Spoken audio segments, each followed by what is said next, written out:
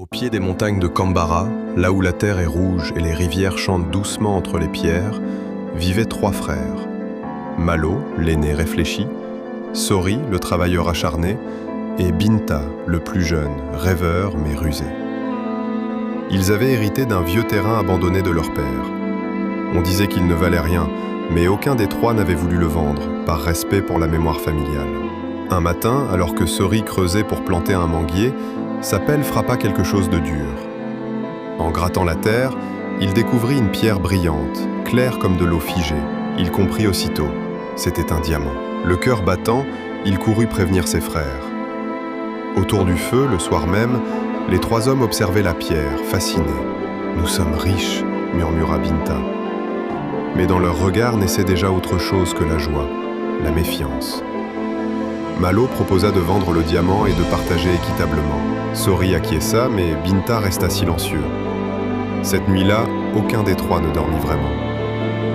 Le lendemain, Binta eut une idée sombre. Il dit à Malo que Sori comptait partir seul avec le diamant pour le vendre en secret.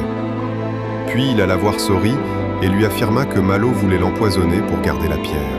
Les graines du doute furent semées. Le soir suivant, Sori invita Malo à boire du vin de palme. « À notre avenir », dit-il, en lui tendant la calebasse. Malo but et s'effondra quelques minutes plus tard. Sori avait glissé un poison lent dans la boisson. Pris de remords mais persuadé d'avoir agi pour se défendre, Sori cacha le corps dans la forêt. Binta, qui avait tout observé, passa alors à la seconde phase de son plan. Il dit à Sori que Malo, avant de mourir, avait avoué vouloir le tuer pendant son sommeil. « Il faut se protéger », murmura Binta. Cette nuit-là, pendant que Sori dormait profondément, Binta l'acheva avec un couteau et s'empara du diamant. Seul survivant, Binta se mit en route pour la ville à l'aube.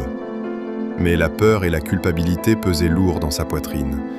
Il avait l'impression d'entendre les voix de ses frères dans le vent. Arrivé près de la rivière, il glissa sur une pierre humide. Le diamant tomba de sa main et roula dans l'eau profonde. Pris de panique, Binta plongea pour le récupérer. Le courant était fort. Il lutta, s'épuisa, puis disparut sous les flots. Quelques jours plus tard, des villageois retrouvèrent les corps des trois frères. Le diamant, lui, ne fut jamais revu. Depuis ce jour, les anciens racontent. La richesse peut nourrir un homme, mais la cupidité le dévore.